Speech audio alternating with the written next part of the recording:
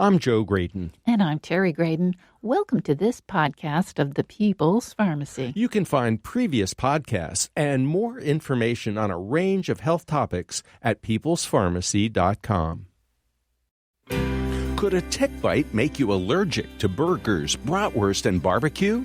How can alpha-gal allergy affect you or your friends? This is the People's Pharmacy with Terry and Joe Graydon.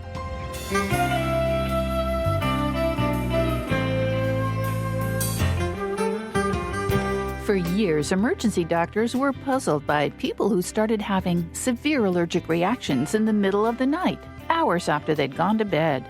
No bug bites, no unusual activities, just a terrible reaction. How did allergists ever figure out what was going on? Alpha-gal allergy to red meat is not the only consequence of a tick bite. There's Lyme disease, ehrlichiosis, and Rocky Mountain spotted fever, to name just a few.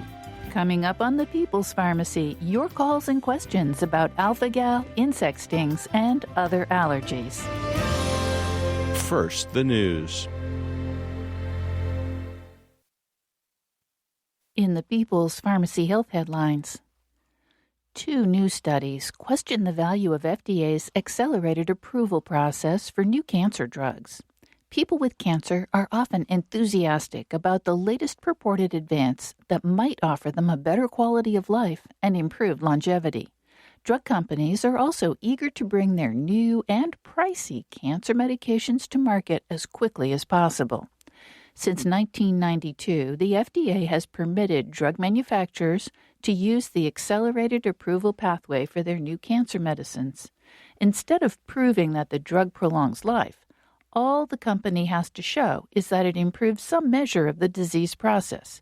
This might be tumor shrinkage, response rate, or time to tumor progression. These are known as surrogate endpoints. They don't necessarily correlate with quality of life or survival. There is one additional requirement for accelerated approval. The drug maker has to do actual studies after approval. This is supposed to determine how well the drug actually works in real life. However, not all such studies look at important outcomes like survival. The studies published this week looked at data from post-approval studies. Fewer than 1/5 of the medicines approved under the accelerated process were shown later to improve overall survival. That's the outcome that is of greatest interest to cancer patients and their families. Even when other follow-up trials did not confirm that the drug improved length or quality of life, sometimes the FDA allowed the company to continue marketing its cancer medicine. The researchers call for more consistency in criteria for approval and also in the agency's response to such research findings. An editorial in the same issue of JAMA Internal Medicine proposes that rigorous assessments of new cancer therapies are critical, even if they increase the cost of the medications. If your doctor has ever ordered a cholesterol test to help determine your risk of a heart attack, you were probably warned not to eat or drink anything before the blood draw. Data analyzed from a randomized clinical trial suggests that you could have had breakfast before the test without affecting its usefulness. The researchers examined data from more than 8,000 participants in the Anglo-Scandinavian Cardiac Outcomes Trial lipid-lowering arm. They found that non-fasting lipid levels predicted heart attacks and other cardiovascular complications about as well as traditional fasting blood samples. So, the next time a laboratory technician asks whether you had anything to eat before your cholesterol test, you can say it doesn't make any difference. As bacteria develop resistance to an increasing number of antibiotics, doctors have been searching for a way to increase the power of antimicrobial agents. Researchers in Montreal, Canada, were excited to discover that compounds from cranberries can block common bacteria from developing antibiotic resistance. The proanthocyanidins that give cranberries their deep red color reduce biofilm formation and prevent the evolution of resistance to tetracycline. The research shows that the compounds affect two different pathways that gram-negative bacteria like E. coli use to become resistant to antibacterial drugs. According to the scientists, this may help combat the growing threat of antibiotic resistance. Licorice root is a traditional herbal medicine that may be used to ease ulcers or heartburn. It's often enjoyed in food or tea for its distinctive flavor. A case report from the Canadian Medical Association Journal serves as a reminder that too much licorice can be dangerous. An 84-year-old man came to the emergency department with headache, sensitivity to light, fatigue, and chest pain. In addition, his blood pressure had been high when he took it at home. When he showed up at the hospital, his reading was 196/66, a hypertensive emergency. In addition, his potassium level was alarmingly low. The patient admitted to consuming a couple glasses of Egyptian-style licorice tea for 2 weeks. He knew that excessive licorice could raise blood pressure, but he didn't consider his consumption excessive. Once he stopped drinking licorice tea, his blood pressure and potassium level both returned to normal. And that's the health news from the People's Pharmacy this week.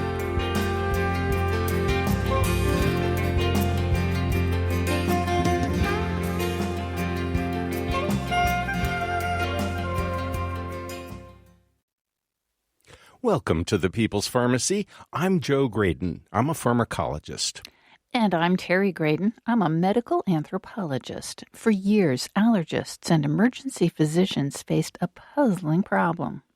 Patients would show up in the emergency department in the middle of the night. They'd been asleep and had been awakened by an allergic reaction. Sometimes this would be hives and itching, but it could become severe and include anaphylaxis. The patients would report they hadn't been doing anything unusual. What could have caused the reaction? A research team at the University of Virginia worked on solving this puzzle about 10 years ago. Our guest today was part of that team.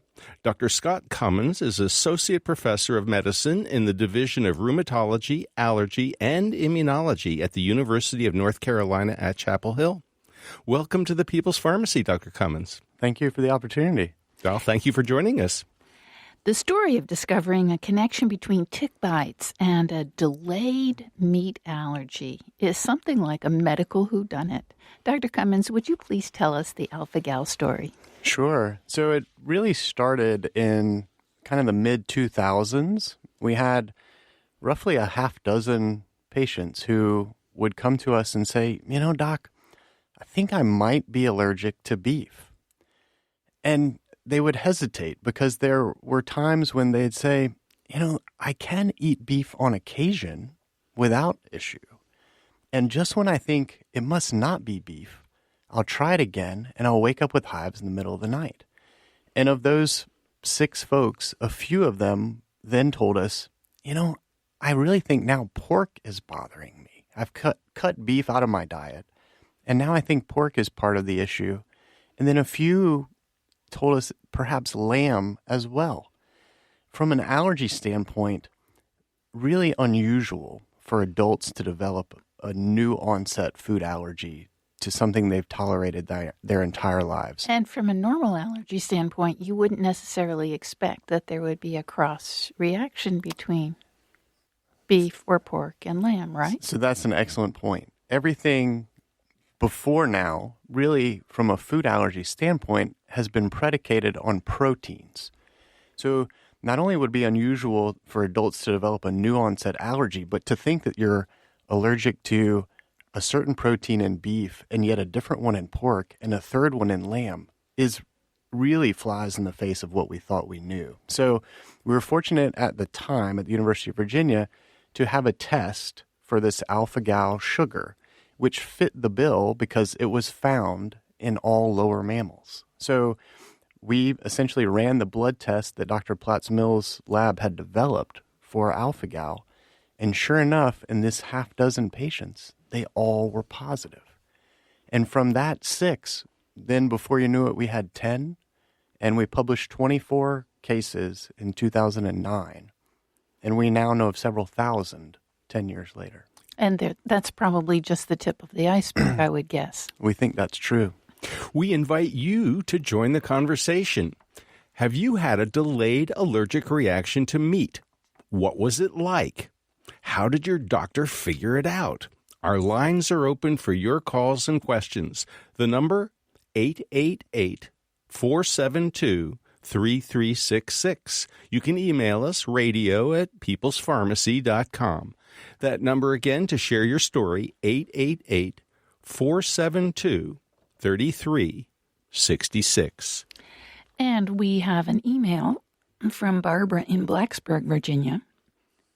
Excuse me. Does the alpha-gal meat allergy ever go away, or does it last for the rest of your life? Do we have an answer? It's a great question from Barbara.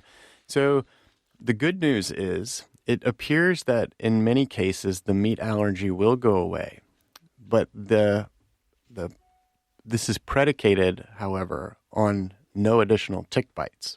We haven't even gotten to the tick story yet, but that seems to be really important for patients achieving resolution. So tell us about these ticks, because when we first began to see the Lone Star tick, they were kind of rare. Now they're everywhere. Well, not everywhere, but they are common. They are common, and particularly in the East and the South. But now we're finding reports in the Great Lakes area that Lone Stars are fantastic in terms of their spread. They spread quickly and they could migrate into new areas. So, for example, my sister, the botanist, it works in Massachusetts. And about 10 years ago, she said, well, I took this tick off me, and it's a Lone Star tick, which I have never seen before in Massachusetts, but there it was. So the range is expanding, which then makes, unfortunately, the alpha-gal meat allergy expand as well. However, I think it's important to say that while we're fairly well convinced that in the East and in the South and now the Midwest of the U.S., the Lone Star tick is probably our important vector for triggering this IgE response, this is not at all true globally. Now, what is a Lone Star tick? What does it look like? So the distinctive Lone Star tick is the adult female. It has the white spot, which from how it derives its name. In my mind, because I'm not a tick expert, the males look to me like most other brown ticks. Right. And can they transmit this as well? We think so. So you get bitten by a tick, and maybe you notice it's got a white spot, or maybe it doesn't if it's a male. What happens next? So this is what we're actively working on.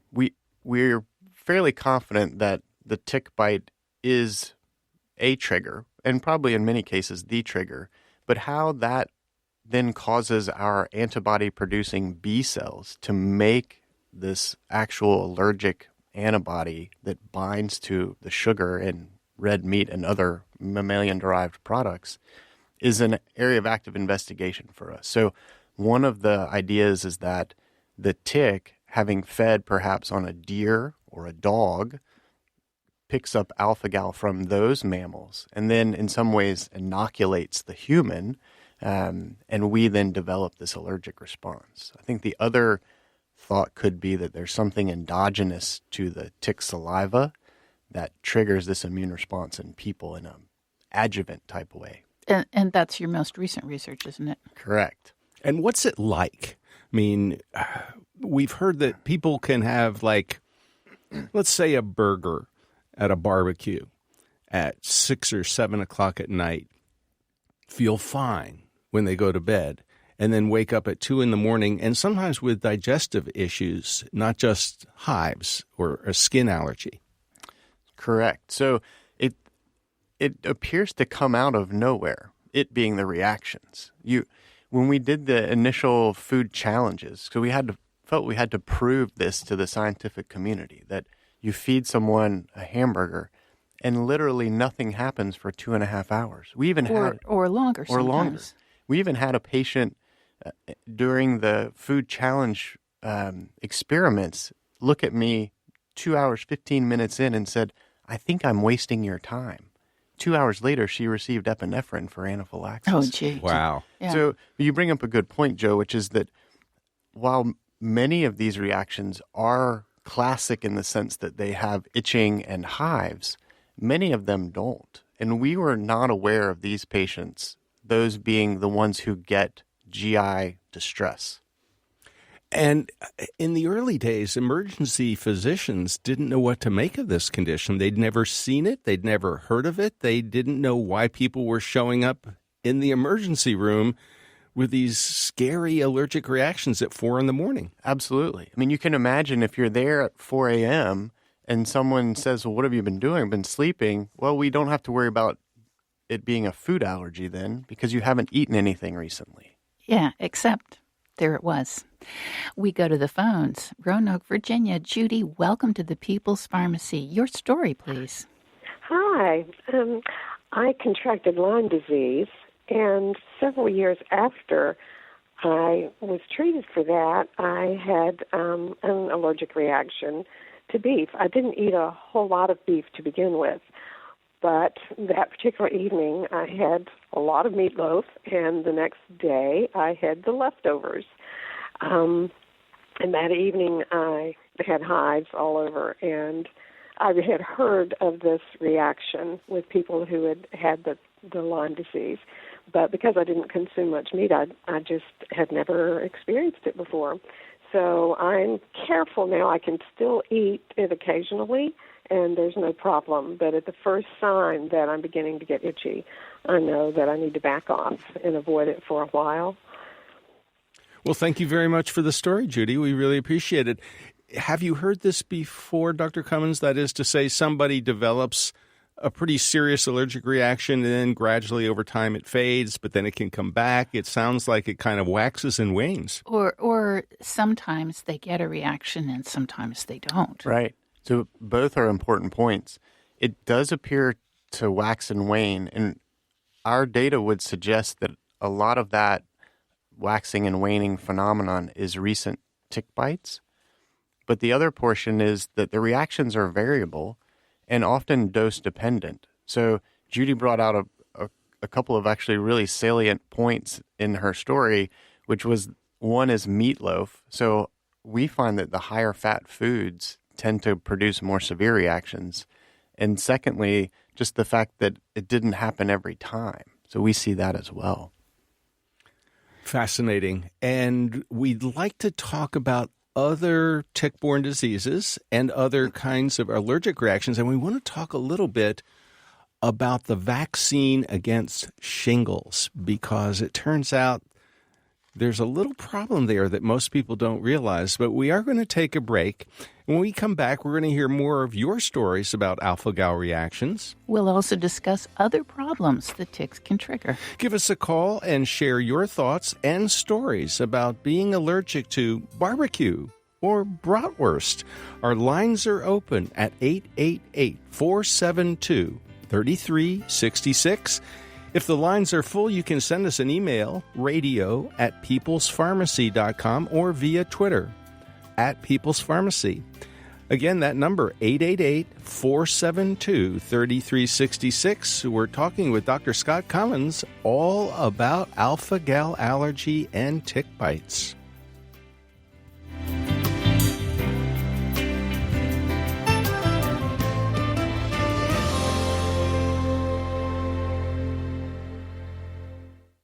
You're listening to the People's Pharmacy with Joe and Terry Graydon. The People's Pharmacy podcast is sponsored in part by Kaya Biotics. KAYA Biotics offers the first probiotics which are both certified organic and hypoallergenic. All probiotics are produced in Germany under laboratory conditions with high-quality ingredients and under strict regulatory oversight. The 3 available formulas are created for very specific purposes, such as strengthening the immune system, fighting yeast infections, and helping with weight loss. To learn more about Kaya Biotics probiotics and the important topic of gut health, you can visit their website, KayaBiotics.com. That's KAYA Biotics.com. Use the discount code PEOPLE for $10 off your first purchase.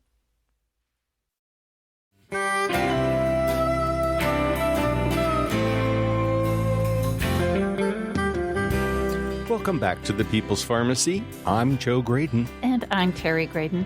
If you would like to purchase a CD of this show, you can call 800-732-2334. It's show number 1167. That's 1167. You can also find it online at peoplespharmacy.com. The People's Pharmacy is brought to you in part by Verizana, an analytical laboratory providing home health tests for hormones, gut health, and the microbiome. Online at verisana.com. Today we're talking about tick bites and some unusual health problems they can cause. Our guest is Dr. Scott Cummins, Associate Professor of Medicine in the Division of Rheumatology, Allergy, and Immunology at the University of North Carolina at Chapel Hill. We invite you to join the conversation. Have you experienced an allergic reaction to meat? What was that like? Do you have other questions about ticks? Our lines are open at 888-472-3366. If the lines are full, you can reach us via email, radio@peoplespharmacy.com, or at People's Pharmacy on Twitter. And we go to Durham, North Carolina. Emma, welcome to the People's Pharmacy. Your experience, please. Yes, hi. My first experience with this allergy was in 2012. My husband and I were traveling in Vancouver. Woke up in the middle of the night in a hotel, lots of hives. I had never had an allergy to any food or anything in my entire life. We checked out everything in the room. We knew I didn't have a problem. The hotel manager switched out the sheets and thought I had a reaction to maybe down feathers in the bed. So I was okay the next day after a couple Benadryl. Came home, had a similar reaction the next week at home. And then on July 4th, I ate a hamburger, and by 9 p.m. after the picnic, I was having hives again. So the one factor I knew, I had 14 tick bites since March. And I looked online. Normally, I'm not a WebMD type person, but I did see an article about tick bites and hives. So I called my physician, went in, and she said, people have allergies all the time. Just take some Zyrtec, you'll be good. And after it happened one more time, I called an allergist and had a blood test, and sure enough, had the alpha-gal diagnosis. I had a recent physical last August, and my blood test showed that the alpha-gal is finished, which is great. So not eating mammal meat for 7 years and just being super cautious, carrying an EpiPen. But it is life-changing, and it was for me. But I'm grateful that it did go away without any more tick bites in 7 years. Emma, thank you so much for that call. Dr. Cummins, this probably doesn't surprise you. It does not. And I think one of the points I would tell Emma is that it's important for her to continue with the tick prevention, because although she says it's over and finished, that certainly could be true for now, but we've seen people where this has recurred because people who like to be outside tend to get tick bites, and so it's just a part of dealing with it. So we haven't talked about how this condition is treated or managed. Mm-hmm. Can you tell us that? Sure. So the obvious thing is we ask people not to eat mammalian meat. Right, because that's going to trigger the allergy, and it could be a really dangerous reaction. So let's be very specific. We're talking about beef, correct, pork, lamb, venison, any lower mammal. Bison. Right. When he says lower, he means not a primate. Correct. Now, of course, if you're in Australia, kangaroo is definitely off the table as well. Yeah. Okay. And we're including rabbit and anything like that. So people who go to France, they might get into trouble if they have, what is rabbit in France? Lapin. Lapin. Indeed. So you've got to watch your diet very carefully, but it's not just meat. Correct. It could be gelatin in your capsule. It can. For some people, the progression typically is red meat or non-primate mammalian meat. Then we worry about dairy. Yes, we have heard from people who have reactions to milk or cheese or yogurt. And ice cream, pizza are also big players in that side of it. Yeah. if you're allergic or bothered by the dairy portion, then often, as Joe mentioned, the gelatin side of it becomes an issue. All right. What else? What about vaccines? So vaccines in particular, we were quite concerned about Zostavax, the prior shingles vaccine. It had a fair amount of gelatin. Actually, if you looked on the Hopkins website, it had the most listed. I think it was nearly 25 milligrams of gelatin. That's a lot. That's a lot. So we've been asking our patients to avoid vaccination with Zostavax for several years. We were encouraged with the new approved Zoster vaccine. Okay, so Shingrix. Shingrix does not appear to have gelatin. We've safely administered it on multiple occasions, and patients have done fine. Excellent. That's really good to know. So if you want a shingles vaccine, Shingrix is definitely the way to go. That's exactly correct. Now, we've been talking exclusively about ticks. Are there any other biting insects or vectors, or however you like to describe them, that might trigger this similar kind of reaction? I'm glad you asked that because I often ask patients about chigger bites. Oh, I don't want to hear about this because I am really sensitive to chiggers. When I think, in my mind, there's a lot of confusion about what is a chigger bite. And I think colloquially in the South, it's often what our grandmothers called chigger bites. It was, for some people, Or sometimes they're called red bugs. I was going to say, sometimes it's red bugs, and you anoint it with clear fingernail polish to try to treat them. Right, which the dermatologists say, forget about it, doesn't work. Right. But I'm not convinced that what we all call chiggers are properly the larval form of the harvest mite. I think in many places, chiggers is a bit of a basket term for a very small bite. I may or may not even see the bug, and it itches like crazy. You probably didn't see the bug. Probably didn't. Correct. I think in many instances, these are seed ticks or turkey ticks or larval ticks. So, but patients aren't necessarily, we're not all entomologists. So if we get 50 bites, we might well say I have chigger bites. But it could have been a tick. Could have been a tick. Well, especially because those little seed ticks, they call them seed ticks because they're about the size of a poppy seed. They really are they're small. Super tiny. Let's go back to the phones, Terry. We go to West Plains, Missouri. Teresa, welcome to the People's Pharmacy. Tell us your story, please. Hi, this is Teresa. Yeah, about 1994, I had moved down to southern Missouri, and I was at the gym working out, and I was starting to have this reaction. I've had sulfur reactions before. I get hot and itchy and, your high kind of things. And I started having that reaction, and it just progressed to the point where I passed out, and they took me to the emergency room and said I had an anaphylactic reaction to something. And so I didn't think anything of it, and it happened again, and I finally convinced my primary physician to send me to an allergist, and he said, you have a red meat allergy, but you also have a slight allergy to milk and chocolate. So I'm, after all these things about alpha-gal, I was just assuming I haven't been diagnosed with that, but with the alpha-gal, but it sure seems probable, since I'm not from Missouri, that could possibly be the reason. But I had a pretty significant reaction. I'd say if you had to be hospitalized because you'd passed out, that is a reaction. Dr. Cummins, if somebody suspects, like Teresa does, that she might be allergic to mammalian meat, to red meat, can she be tested? Yes. There's a blood test. It's an IgE-based blood test, which allergists are quite familiar with. And I would encourage Teresa to think about that because we do find that this can go away. So if she's not had recent tick bites, perhaps it's reasonable to have the blood test done because it may be gone. How common is this allergic reaction? We would love to know that. And I think it really depends on the geography. If you're in an area where tick bites are common and like North Carolina, Missouri, Southern Missouri, Arkansas, these are all places where when we look in population-based studies, as much as 20% of people can be sensitized. And we think a fraction of those are truly allergic. But I think it could be as much as 1% to 2% in certain areas.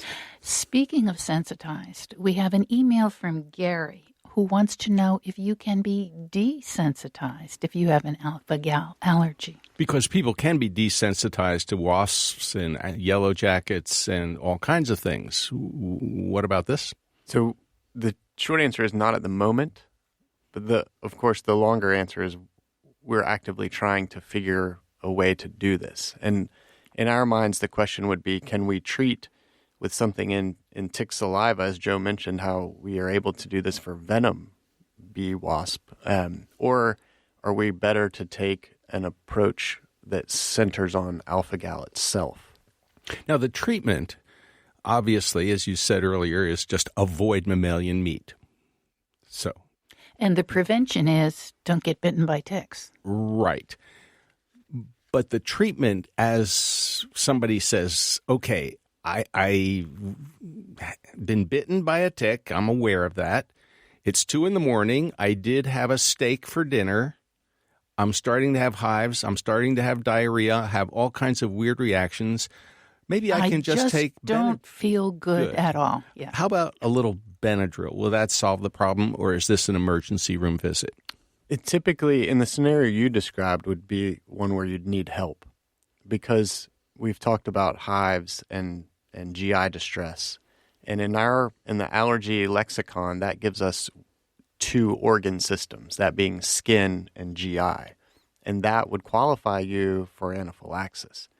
Now, if someone just has hives, it's 2 a.m., certainly taking a Benadryl would be reasonable. Okay. But if you're having a little trouble breathing, if your GI tract is acting up. Anytime you're having trouble breathing, that is an emergency. And go to the emergency department and they will give you a shot of epinephrine? Often, but we let them decide how best to treat when you're there. Okay. Let's go back to the phones, Joe. In Stanton, Virginia, Kenneth, welcome to the People's Pharmacy. Tell us about your experience. Hi. Oh, my experience was something. It started in 2012, just like your other person. I'm from Virginia, but I was visiting in Tennessee.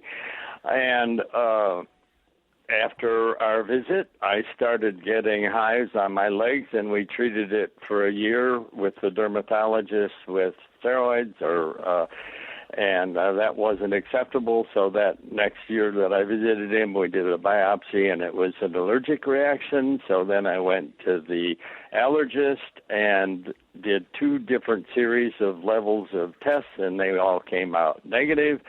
So I was, and then my legs were all broken out, and then my bladder, that is my most sensitive area, and I ended up with a year of 2 different surgeries, quite unpleasant, because there were ulcerated areas in there, and it was the most painful thing I've ever had in my life. I'd go into spasms, I couldn't urinate, and when you look on the net, people kill themselves over it. It was so bad. But anyway, we have a homeopathic physician, and I went to him, and he gave me a serum antibiotic test, this homeopathic physician, and it came back that I was sensitive to dairy and beef and lamb, and here we go. So I stopped those things. Within 3 days, the hives start going away. My bladder starts shaping up. And so we're vegan for 5 years or so, and then we hear on your show that sometimes the alpha-gal. We heard the word alpha-gal. So I go to my osteopath and ask for the test, and sure enough, it comes back positive. So there it all went together. And then when we last year or so, one of your doctors said sometimes it goes away. And so I said, let's try some food. And, it was such a sacrifice to not be able to eat all these good things, especially the dairy. And so I started trying things, and everything worked out. And when we looked at our calendar and went back, it was chiggers. I sat in the grass in Tennessee, and I had maybe 20 chigger bites. They went up my legs and went around my waist. And there were all those chigger bites, and so then it all came together. Well, and, Kenneth, we are glad that you have, A, figured this out, and B, you are doing so much better. Thank you very much for the call. Well, Dr. Cummins, what's your reaction? So he also brings up some interesting points, and one of which is this idea that he almost had a chronic rash, right? We would consider that chronic hives, chronic idiopathic urticaria. Right.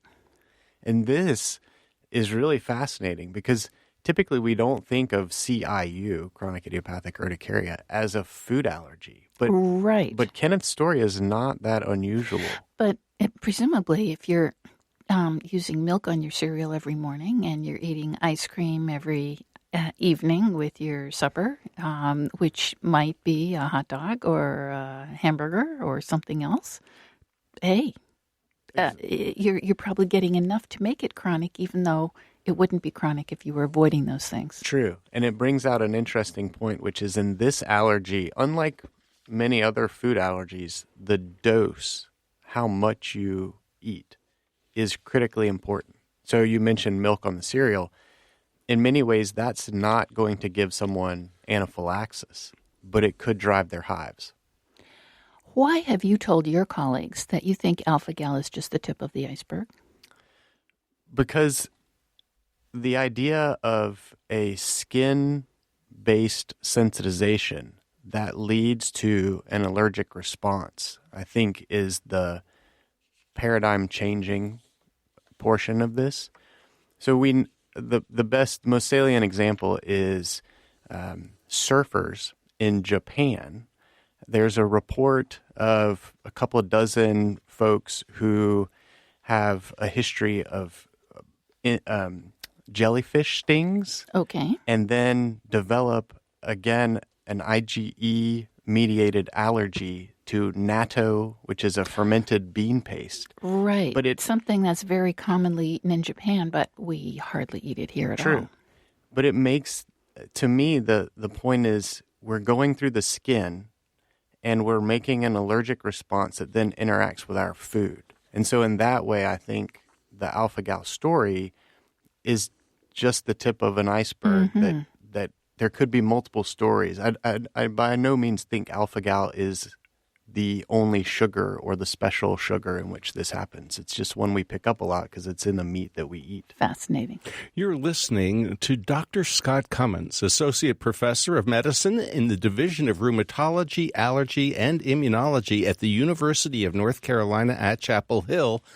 We're talking about not just alpha-gal allergy, but we're talking about ticks and other conditions. Things like Rocky Mountain spotted fever, Lyme disease, ehrlichiosis, anaplasmosis. You can join the conversation. Our lines are open at 888-472-3366. In the event that you can't get through, and at the moment all our lines are full, you can email us, radio@peoplespharmacy.com, or via Twitter. We're at People's Pharmacy. Again, that number, 888-472-3366. We do need to take a short break, but when we come back, we'll take more of your calls and talk about other types of allergic reactions. If you're allergic to bee, wasp, or yellow jacket stings, you can give us a call, 888-472-3366.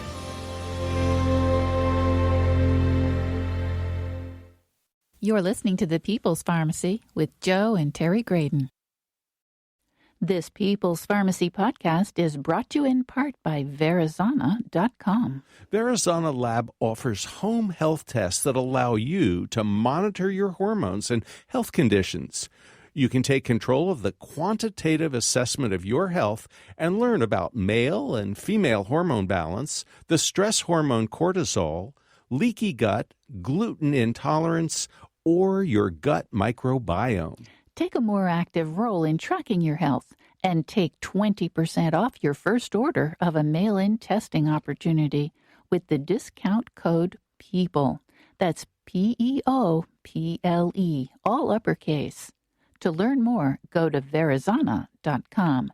That's VERISANA.com.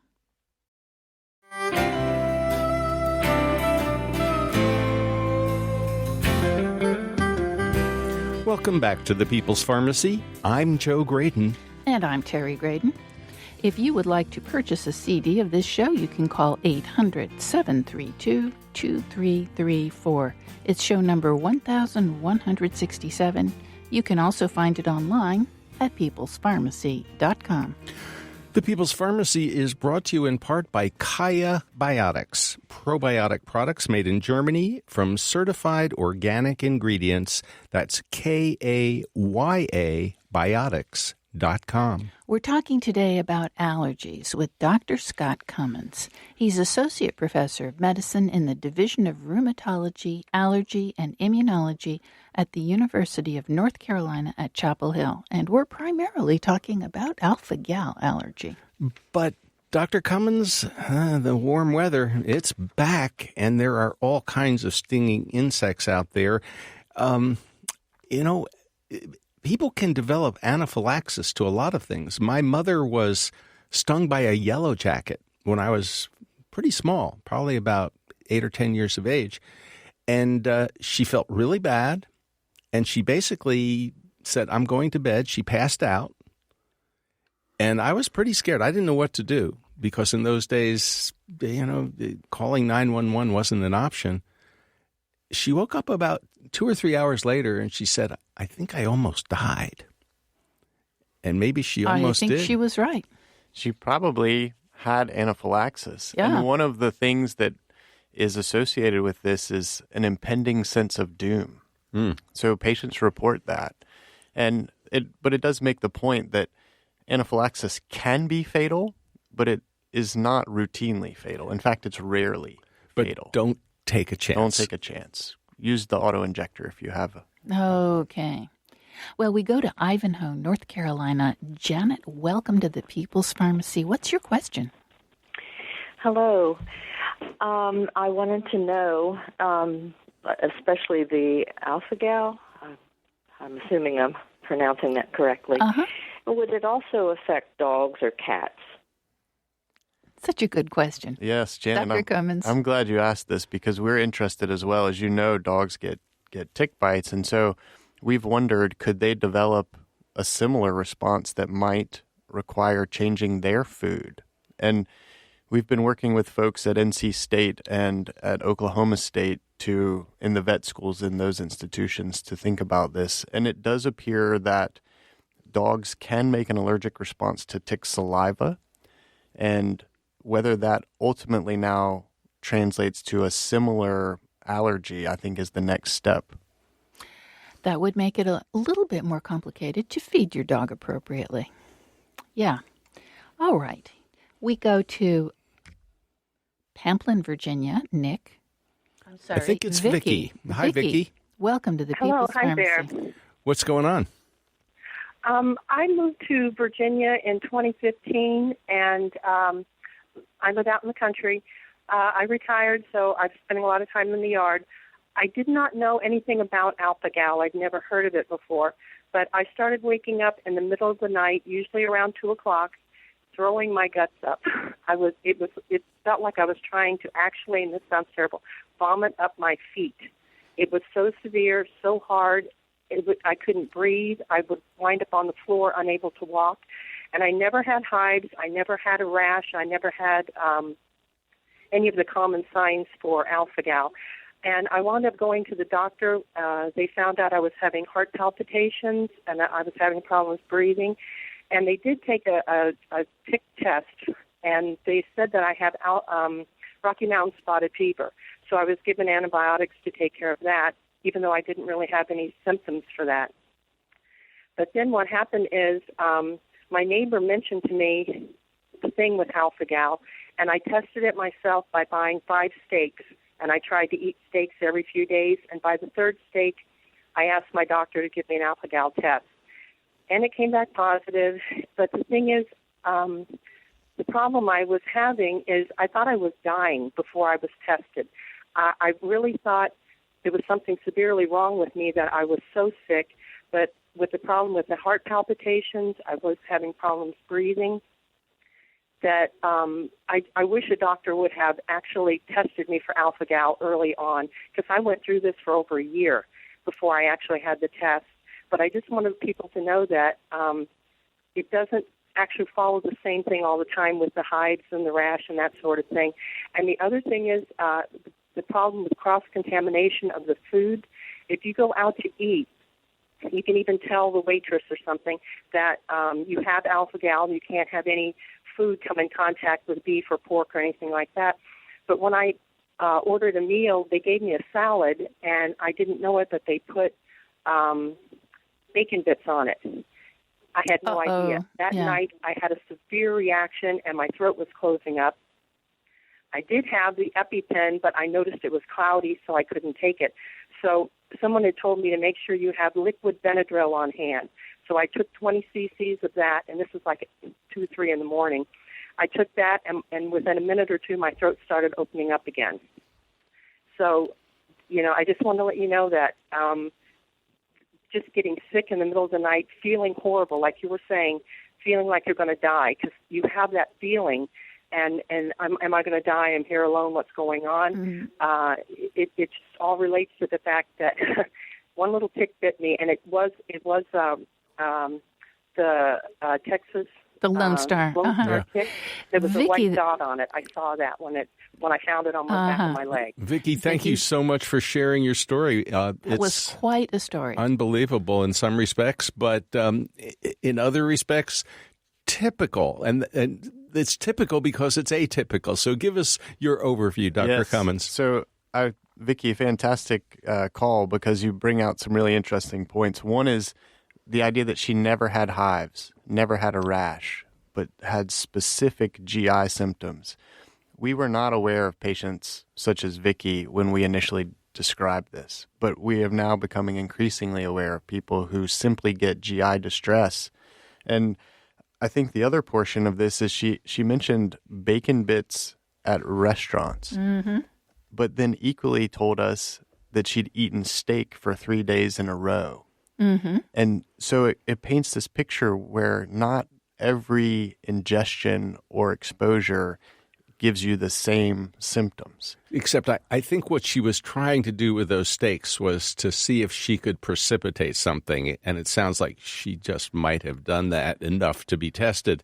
But the bottom line is, if you have GI symptoms at 2 or 3 in the morning, it may be alpha-gal allergy. Absolutely, especially based on where someone lives and what they like to do. The blood test is not that difficult to come by. We have an email from Mary Beth in Chapel Hill. She says, I've had alpha-gal for over 10 years. I was diagnosed in 2011. I am currently pregnant with my first child. I'm wondering whether she has a risk of acquiring the allergy, or if she'll be more prone to it. Do we have any idea? We have an idea that the allergic antibody doesn't cross the placenta. Okay. So there's no indication that her child, as a newborn, would have the capability of reacting in that way. What she might perhaps pass on is the genetic tendency, perhaps, to make an allergic response in the right setting. Mm-hmm. I want to get a sense of where this is. So we know it's in Virginia. We know it's in North Carolina. We know it's in the Southeast. Where else? It's a great question. It's in the Northeast as well. We know of over 400 patients out on Long Island that have it. There's plenty of ticks on Long Island. There are. It's in the Great Lakes area, as I mentioned. So anywhere you've got ticks, you have the potential for alpha-gal. So the Midwest as well, correct. We have cases from Central and South America. There are cases in Europe, Germany, southern Sweden, Australia. And as you mentioned, those are not all Amblyomma americana. Some of them are different ticks, but they're causing the same kind of problem. Right. So absolutely different tick populations, different tick species, but they all seem to be populations that are heavily tick-bitten. We have a call from Chris in Durham. Chris, what's your question, please? Hello. Does re-exposure to the alpha-gal sugar make your reaction worse? So specifically, if I ate the same bratwurst today, 1 year from now, would I have the same reaction as today? It's a great question, Chris. And it's probably the answer is no. There are a fair number of variables, a few that have come out in some of the earlier calls. Exercise is important. So if you eat a bratwurst and then go to the gym, you're going to have a much more severe reaction. Whoa, why is that? Well, we think it's because of increased blood flow to the gut and increased antigen absorption. The other thing, particularly important for adults, is alcohol. So if you have a bratwurst and a couple of beers, you're going to have a much more severe reaction again than if you just had a bratwurst and because the alcohol facilitates absorption? We think so. And this is seen across food allergy, so it's not specific for alpha-gal. It's not just alpha-gal. Correct. Let's go to Todd in Raleigh. Todd, we understand that you're an agricultural worker. Yes, I work in plant breeding at NC State, and I had a reaction in 2006. I wasn't sure what it was, so I cleaned my whole house and changed the bed sheets. And then I discovered that it sort of traced back to having hamburgers at a particular restaurant.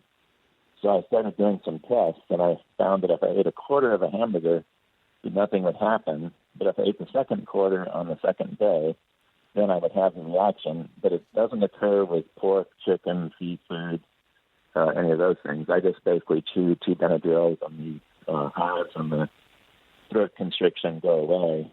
And then my colleague, who's married to an allergist, said it's probably related to Lone Star ticks. So I started putting rubber bands around my pant legs when I work in the field, and that sort of helped. But then I was collecting seeds in Turkmenistan, of cucumber, cantaloupe, watermelon, and I had a reaction that night, and I took Benadryl. And I'm sure I didn't have any beef, so it probably related to the camel yogurt that we had. Camel yogurt could do it. And this was where? Turkmenistan. Turkmenistan. The southernmost former Soviet republic. Yeah. And, pretty disgusting stuff, camel yogurt. But they thought it was, a delicacy, so I was being polite. And then in 2017, I had urticaria. I was diagnosed by an allergist and given steroids. But I also found that if I didn't want the steroids, I could just soak in a tub for a week, every night for a week, with borax, about a cup of borax added to the water. I don't know why that is, but that. And then also I was told that the rash or the allergy would dissipate if I would simply move away from the south, so I wouldn't be exposed anymore to tick bites. But unfortunately, I can't move away since I have a job here. Right. Right. And as we've pointed out, there are ticks everywhere. Now. But, Dr. Cummins, you know what he mentioned? He put rubber bands around the bottom of his pants legs, presumably to keep the ticks from crawling up. We've come up with an alternate strategy that Terry's sister, the botanist in Massachusetts, came up with. Well, she sent us as a gift these wonderful gaiters made by Outdoor Research, and they are impregnated with permethrin. And they do a great job of repelling ticks. So you put the gaiters on over the bottoms of your shoes and the bottoms, so it covers that gap between the bottom of your pant where the ticks are going to get in. And it keeps the ticks off. Now, I'm not going to say it's 100%. But it's great. But we walk our dogs every morning, and we go often into the woods, and we've been pretty fortunate. Ticks can get on you from other places besides your feet. I had a tick bite on the inside of my elbow a couple weeks ago.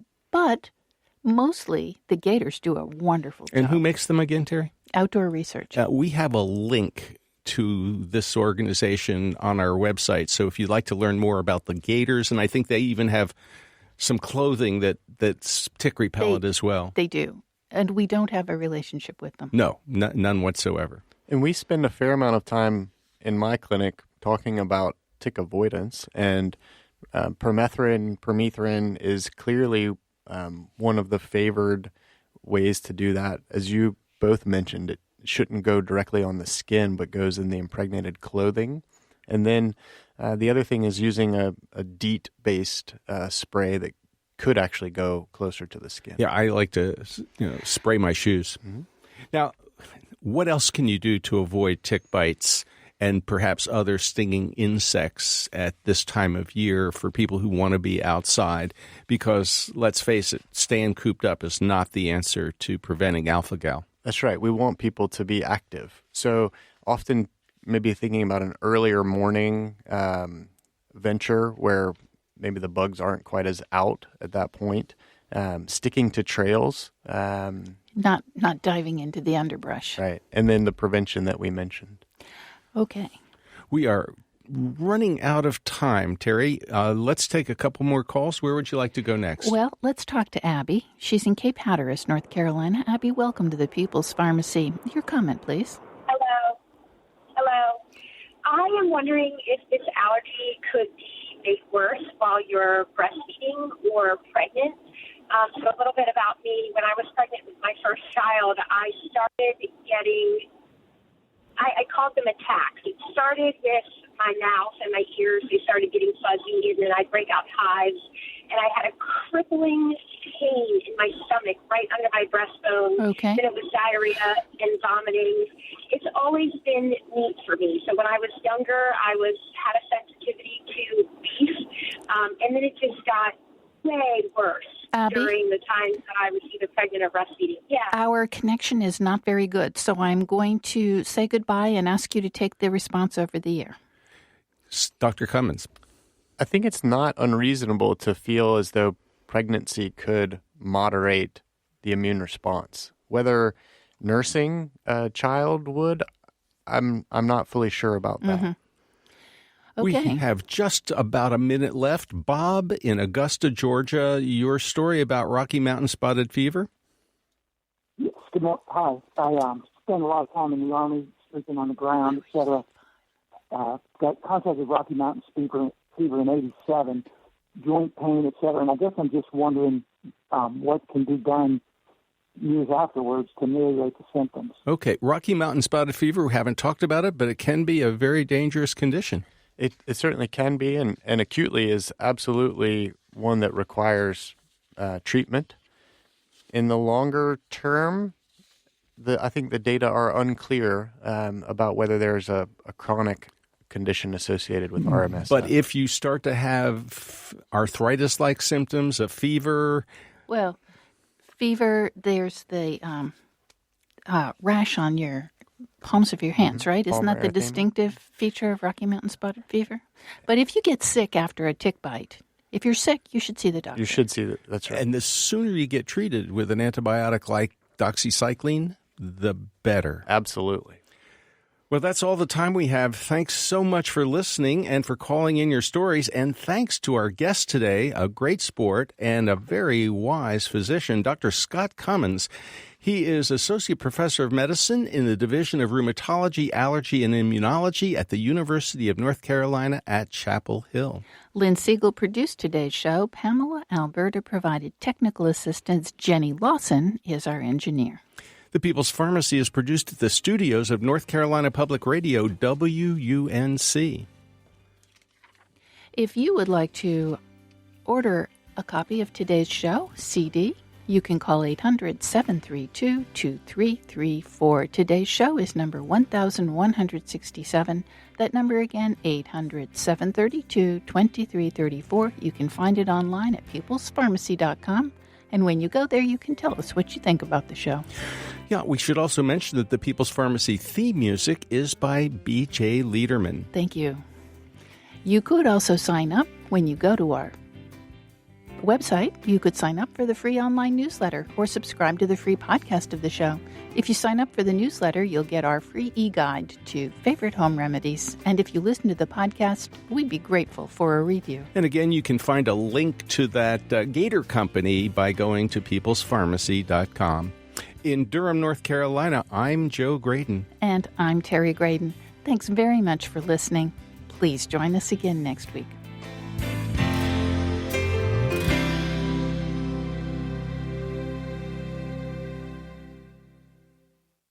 We hope you enjoyed this podcast. If so, please consider taking a minute to write a review on iTunes. And thanks for listening to The People's Pharmacy.